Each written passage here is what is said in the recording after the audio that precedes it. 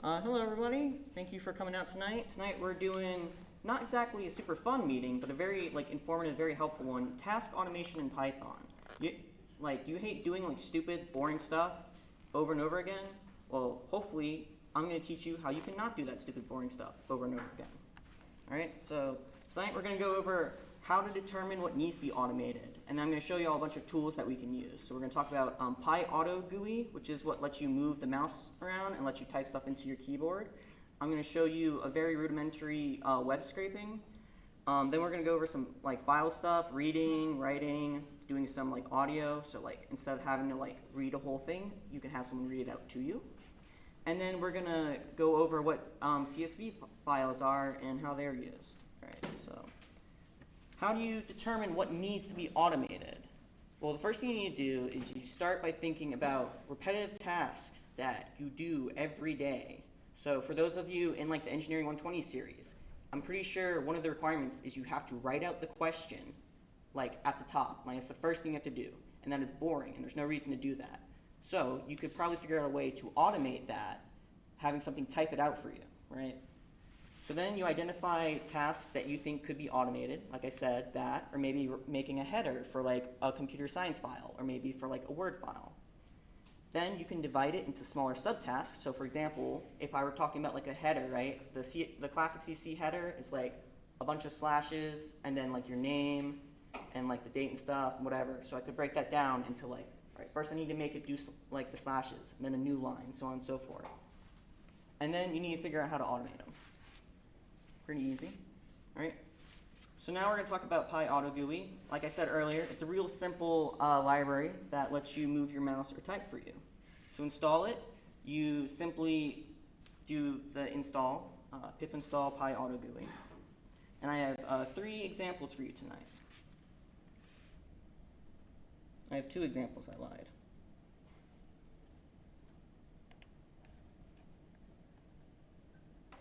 The first one, this looks like a lot, but it's honestly not that bad.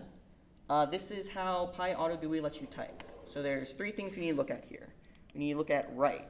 So what write lets you do is it lets you put in a string that you want written, and then it will type that out key by key. So the first argument is going to be the string that you want typed. The second argument is the interval that you want them typed at. So it's a 0.01 second interval. Next thing you have is the press button. This will just simply press a button once, so pressing enter. And you bump that. And then the last one we have is hotkey. Hotkey lets you press multiple buttons at the same time in the same order that you put them in. So for example, for control page up, it would type control, then page up, then let go of page up, then let go of control. It's mostly used for doing stuff like alt tabbing or whatever. So what this code does is, for example, let's say we have an empty new project here, right? We'll call this our example project. All right, so what this does is it uses the keyboard shortcut to move over to the project, so control page up. And then it waits a second to let the machine catch up. And then it writes 80 hashtags. Then it goes to a new line, writes your name. In this case, it's my name, Connor Ettinger. And then it writes the date. And then it writes whatever the description is. And then it writes more hashtags, and then it goes back. So let's watch it in action.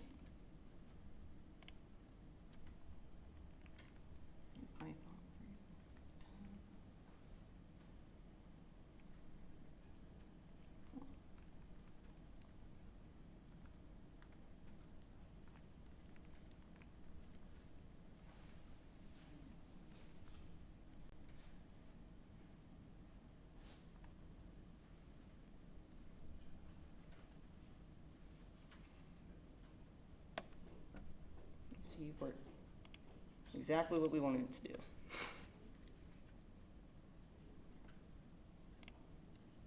Give me 1 second.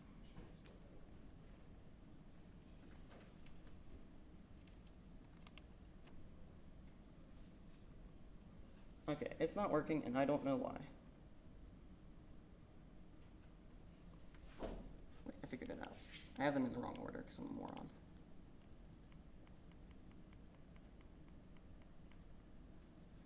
All right. Third tries the charm, I hope.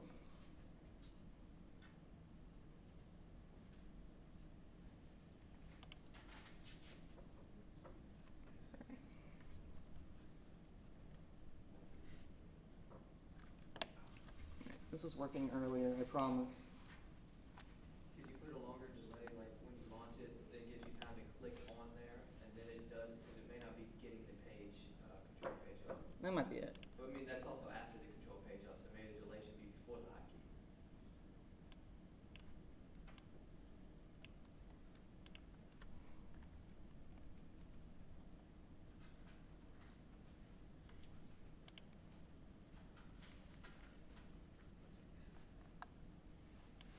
A very invigorating meeting, I know.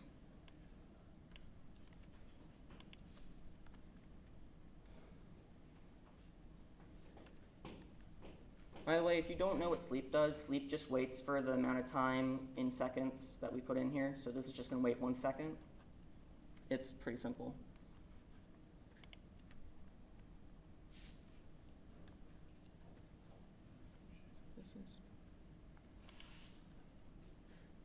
There we go. And then it's as easy as that. But once you write this one time, you can have this forever. Instead of having to write that out every single time you make a new file, you can just run this program once and it's done like that. Do you have paint on here? That's a Windows program. Yeah, I didn't think about that. All right. Well, we'll go here. So the next program I have here is a program that takes in what the user wants to search on the internet and then searches it for you. So what it does is it uses the prompt function of PyAutoGUI to ask what you want to search. And prompt just works like prompt in JavaScript. It just puts up a little text box, you type it in, hit enter. And then we make sure that the prompt isn't empty. And then we switch to the other tab using Alt-Tab. Then we use Control-T to open a new tab on like the browser. And then we write whatever the query was, and then press enter to search it. So hopefully this one will work.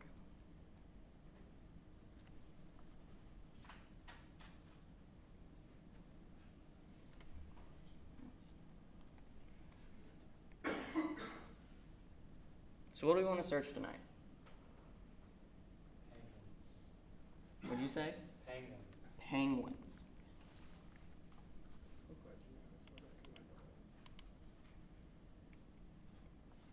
God damn it. Penguins don't exist, they're your imagination. Give me 1 second here. You didn't say it. We're very, very professional here. Penguins.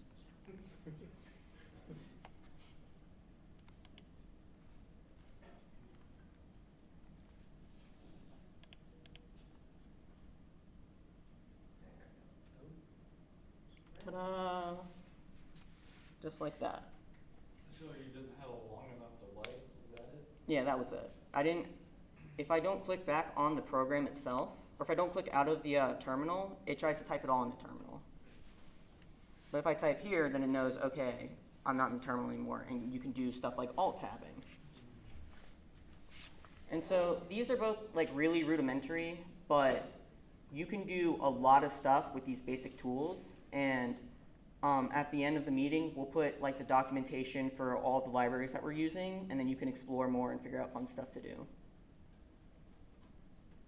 But that's all of PyAutoGUI. You can also move the mouse, but because we don't have paint, I don't want to just drag on the screen and break stuff, so we're not going to do that.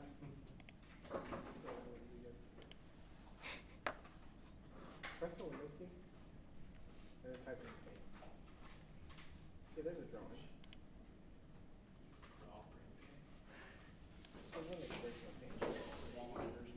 All right. Here, then we can do the mouse moving. So the way mouse moving is,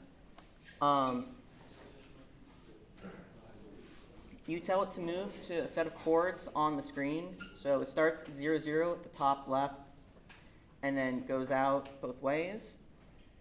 And then, so this is what move to does. Then you have the drag function, and you have drag to and drag rel. So drag rel drags relative to wherever the mouse is. So for example, if the number was 330 and I told it to drag relative to where it is, it will move this way. No, yeah. Except I'm multiplying it by -1, but you know what I mean.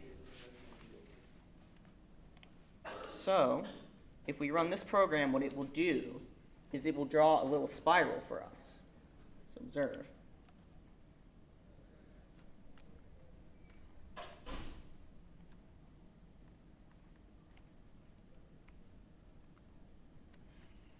Maybe if I can type.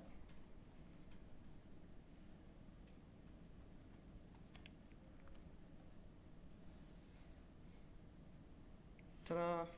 Now, the reason why it looks like this is because the coordinates on Jacob's computer are different than mine. So on my computer, it was like up here. But it draws out a little spiral for you.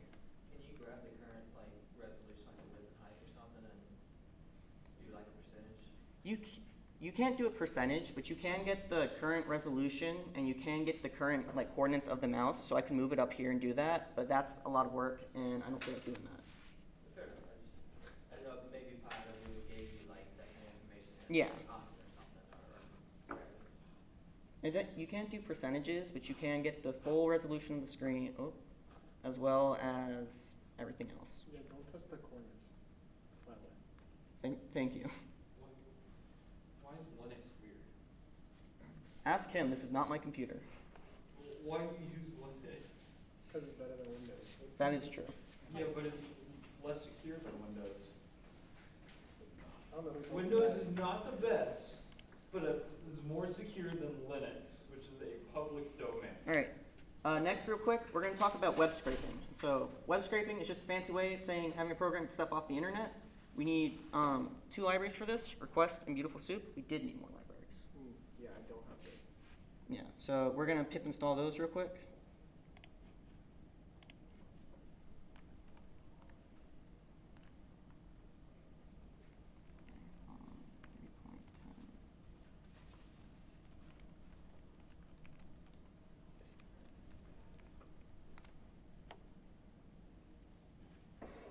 And while we're doing that, I'll pull up the file for you all so y'all can look at it. But Why didn't you automate pulling up the file? that would have been too easy. That would've been too easy. I could have, later we're going to do text-to-speech. I could have automated this whole presentation, but because I love you guys, I chose to talk to you instead. We love you, Connor. I don't know if that's going to work. We installed the thing. Yeah, I don't know if my speakers worked out. Okay. That's why I have a microphone beside you. Because my mic doesn't work. I see. Well, it'll save MP3 files, so we can definitely see that it does that at least. Okay. It's BS4, right? I'm going to explain what all this is in a second. That was when I installed a lot of stuff. Yeah. So request is a library that just lets you get requests from the internet using HTTP. And then BS4, it stands for Beautiful Soup. And Beautiful Soup is a library that lets you like parse HTML, do cool stuff with that, like that. So what we're going to do is we're going to go to this fun website. Is that going to give me a virus? Yes. Click on like Google or something? So this is a real simple website. It just tells you what the day is, what week of the year it is, and what day of the year it is. But, so let's say we want these things. We have to know what we're looking for. So we're going to inspect the page. We're going to press this fun little button and go here, and we can see that this is a table.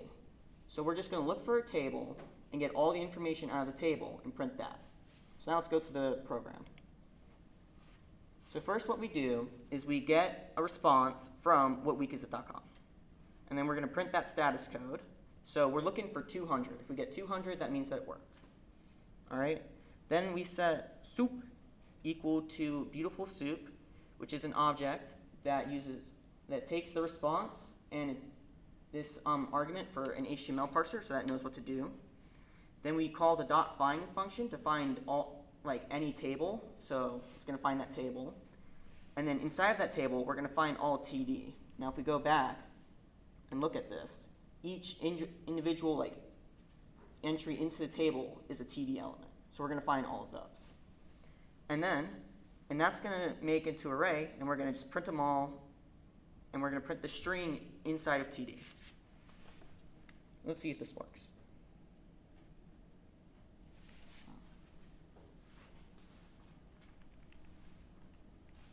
You need to change characters. I don't think so. I'm in the,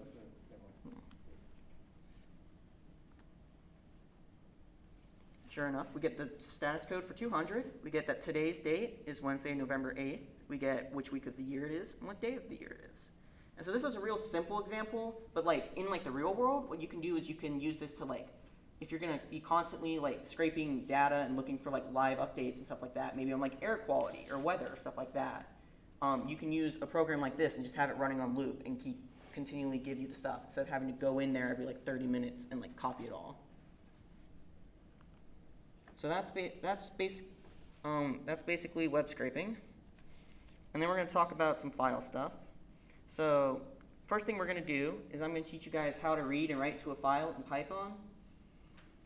We're going to use the with keyword, and what that does is instead of having to open the file and then close the file and do like exception handling and all that, with just takes care of that for all of us. So there's 3 ways to read from a file. You can do file object, which is like whatever you're reading from. You can do read line, and the read line reads one line, and it returns the string that you read. You can do read, and that read takes in an argument for the number of bytes, and if you leave it blank, it just reads the whole file. And then you can do read lines, which reads multiple lines, returns them as an array. So let's look at the file for that, maybe. So we have this fun file here called file reader. So we open the file, so in this case read test.txt, turn it into the file object with the with keyword. We read one line, and we're going to print it. The next one reads the whole file, and then the last one is our read lines here. We set it equal to an array, so lines is an array, and then just iterate over each item in the array and print that. So if we run that, or first off, let's look at the file actually. So here's the file, it's test file, hello world. So if we run this, cd,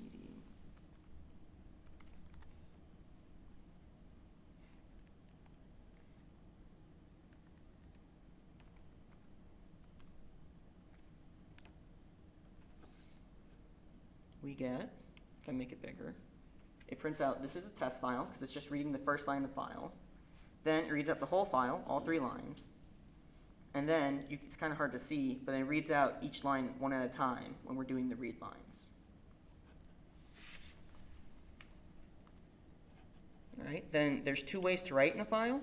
You can do file object write line, which just writes one line, or you can do file object write lines, which writes multiple lines. And so this would be passed an array of strings, and this would just be passed a normal string. So we look at the file for that real quick.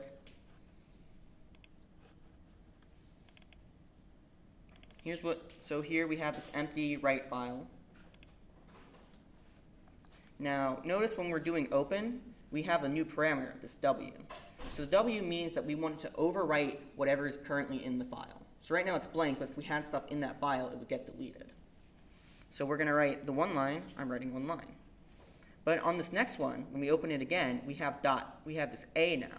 A means that we want to append to the file. So instead of overwriting it, we're just going to put everything at the bottom. So we have these 3 strings, and then we put it into an array, and we tell it to write the array of strings. And so if we run that,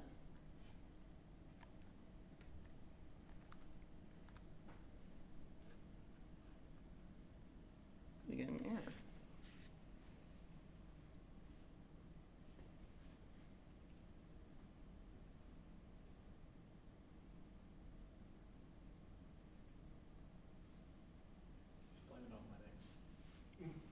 I mean, it worked on Windows, that's all I'll say. It says write line is not a function. Should be just write. Maybe. I thought the documentation said, The error says, do you mean write lines? yeah, well, write lines is down here. Oh, okay.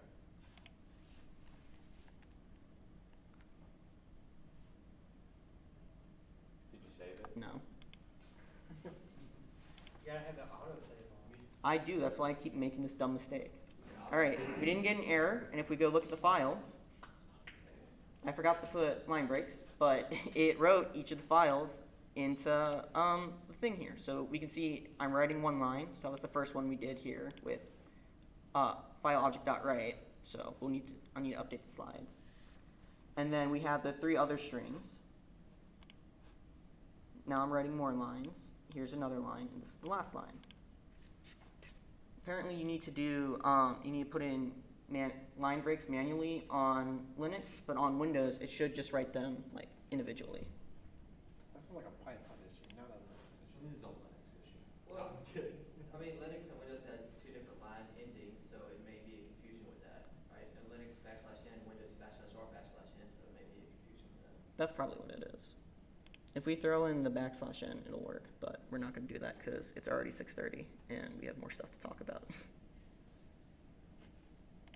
So that's the first thing we talked about. First part of files. Second part, converting from stuff. So you will need to do this PyPDF and PyTTS times 3. So the first file converts a PDF to like just a text. So we have a PDF here. Which one do we use? Java. So we have this PDF Java reintro. Do you have something to open it with? Open a PDF. Yeah. Yeah, Okay. That's not it. not that. Not that.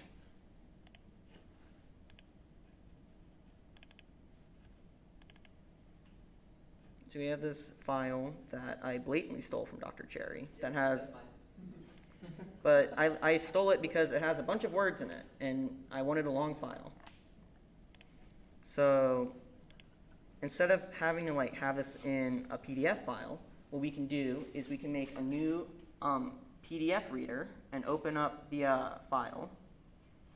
And then for each page in the pages, we extract the text, and then we have to make it legible, so we have to strip new lines and stuff like that, because it already has like, it does that automatically. And then we're going to print it and then append it to this little array here, so we can see the whole thing. And then this array is going to write it to a new file called PDF text, which is an empty file. We're only professional here. So if we run the file,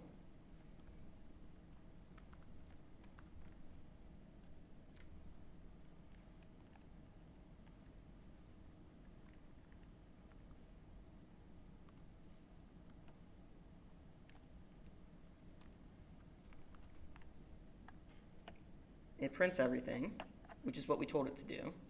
And then if we go and we look at the new PDF file, it's all in here, in this TXT file.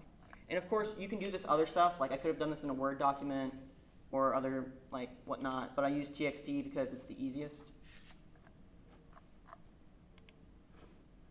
Try studying and using that Yeah. program. I mean, this isn't really for studying. This would more be for, like, work stuff, if somebody sent you a PDF that you need to edit or something like that. Because you can also use this library to write to PDF, but I didn't have time to look at that, so I just didn't do it. So then we have the second file. This is a text-to-speech user. Unfortunately, we won't be able to hear it because Jacob doesn't have speakers. I mean, well, it might play over the Yeah, just try it. room audio. So what we do is we have to initialize a speaker, so we call this the reader here. And then we're going to open up a file that's to be said, so it has 3 lines. And then it reads it, and we read it, which this is like what we did earlier. Then we have the reader say it, so it'll say it out loud. We also have it save it to a MP3 file called speech.mp3. And so we have to queue these up, so it won't do these automatically. So once these are added to a queue, and then to actually run the queue, we have to call run and wait, and it will run all of those things and not do anything else until they're done, including like keyboard interrupts. So make sure your files are not super long if you want it to actually speak out loud. And then finally, after that, this is essentially the same thing as close. We tell the reader to stop, and then we finish the program.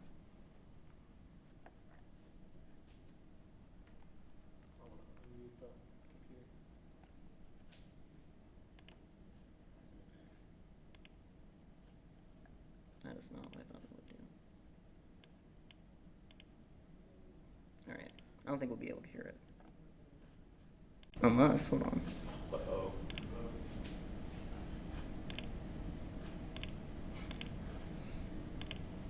Turn it all the way up. Yeah, surely that won't go wrong. Alright. It looks like we won't be able to hear it tonight, but we'll still be able to see the MP3 file show up, so it should still work. So if I just call, let me make this smaller for you.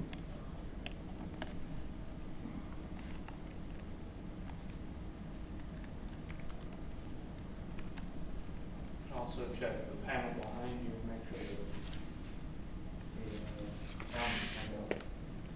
Is there a sound? Turn it all the way up. I can't see it, so I don't know how it's working. mercy, sir. Try running it, see if it.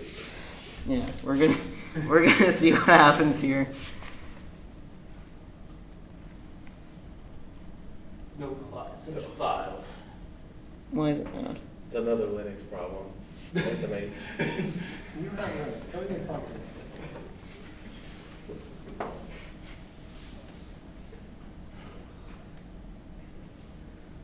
Do like sudo apt install lib Why did I get mad?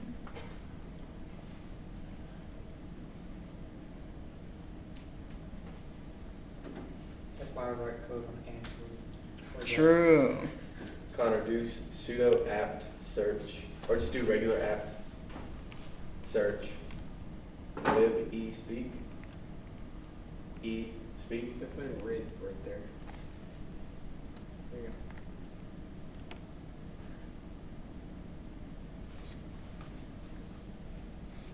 You need to download all of that? Hold up. Do sudo apt install.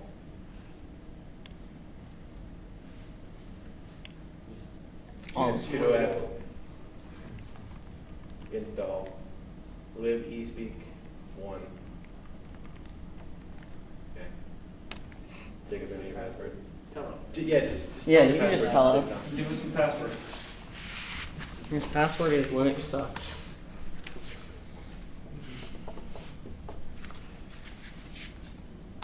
You also have to hit yes, just not a Windows problem. All right. Will it work? Will it work now? Probably not. Probably not. Yeah. Hey! I just heard this presentation sucks. No, that would. It's not that mean, is it? It said sucks. Who did The this? only thing I understood. Why is he talking so fast? Let's just blame it on Linux. No, you can change the speed it speaks at, the gender, the accent, all of that. But I just left it default because that would be easier, and it wasn't that fast earlier. I think it's because we're like on this big area. But these are the 3 things we told it to say. It says that, and also it's supposed to make a speech file, but I don't see it, so I probably just didn't do that. So who cares? But yeah, and then finally, I combined them all together so we can read something, but I'm not doing that because the Java reintro is so long. No offense, like it should be, but it will take like 10 minutes to read it all out. There's no way to kill it. Yeah, because of read and wait, it blocks all input, so you can't kill it. I found that out the hard way. And the last thing we're talking about tonight are CSVs. So CSVs stand for comma separated values, and they are a common format for looking at spreadsheets. They can be large and painful to go through. So for example, if we go to the CSV file, this is a real Excel sheet from like an actual business. It's confidential data. How did you get it? Hacking, of course. And you can see there's a lot of stuff here. There's 88 employees, and this is like the insurance information, their health insurance. These are all the different types of health insurance, and there's a lot of stuff here, right? And so a CSV would help you kind of go through this, but like on a daily basis, trying to figure out each of these is like a pain. And we don't want to do that, so we want to automate that. So what we're going to do, first of all, is we're going to cheat and go here to the premiums. So all we care about are the employees and how much money they're costing our company. So here's a simplified version of that. Ta-da. Still a lot. There's still, like, whatever 88 times 2 lines are here. But we can use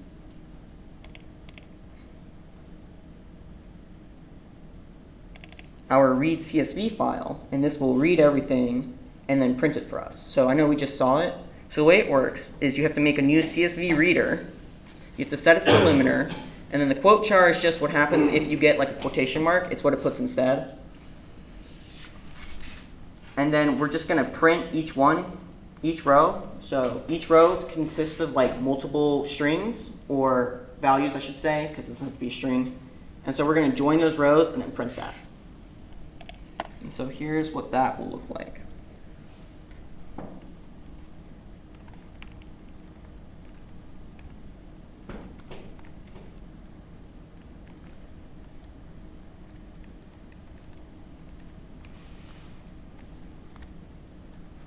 And you can see we have all the employee info here. Now I'm just printing it, but you could do something else with it. Like send it to like another CSV file or something like that. You can also write to CSVs with this. So what you do is you make a CSV writer, and then you tell it what you want to write. So here I have made a new row. So like let's say we want to add a new employee 89, right? And we'll say they cost us $989.89 because I like 8s and 9s apparently. And so what you do is you pass in A to append or W to overwrite, like I said. It's going to make this new writer, and then it's going to write our new row in at the very end of the file. So if I run this now,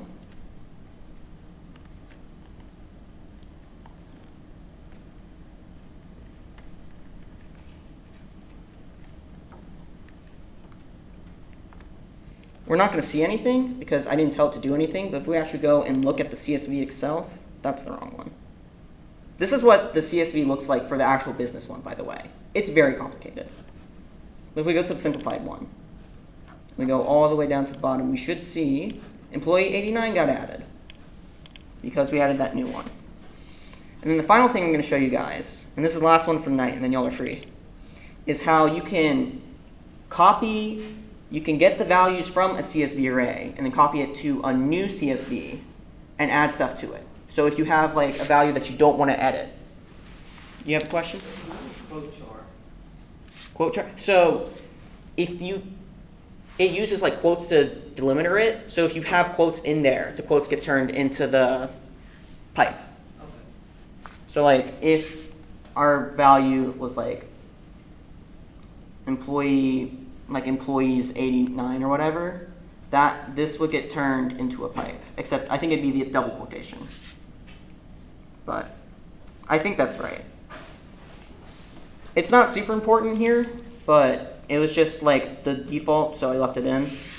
You can also set new delimiters. So right now we have it as like commas, right? But we could make it like pipes instead if we wanted. Stuff like that. So what this is going to do is it makes an array.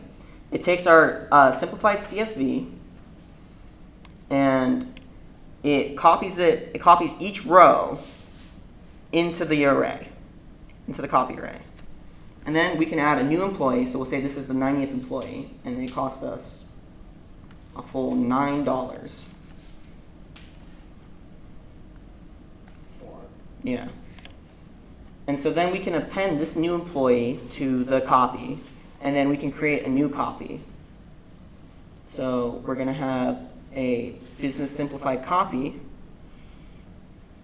and we're going to write everything to that. And then finally, I have it print to the console. So if I run it. You didn't say it. Thank you. I did not say it as.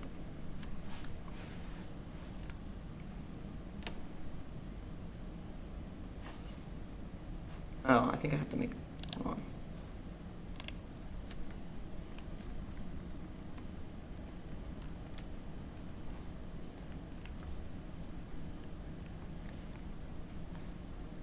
Here we go. So now we have this empty CSV file. So now we have the new, you see that the employee 90 was added. Well, it's employees now, but employees 90 was added. And if we go to the new copy, which I think was, yeah, this one, we see that it copied all the values over. And if we scroll all the way to the bottom, we see employee 90 was added. And so this might not be super useful to you right now, but if you go out and like get a job in business or like basically any job that you have to mess with CSVs, stuff like this is going to be super helpful for you. But I've wasted 40 minutes of y'all's time, so I think that is going to be the end of the meeting. Any questions, comments, concerns? I will definitely experience automation is a godsend. It is very important. I use code sometimes to write other code or to parse code. Any kind of task you can automate, yeah, this is very important. So. Yeah. Anything else? Alrighty, y'all have a good night.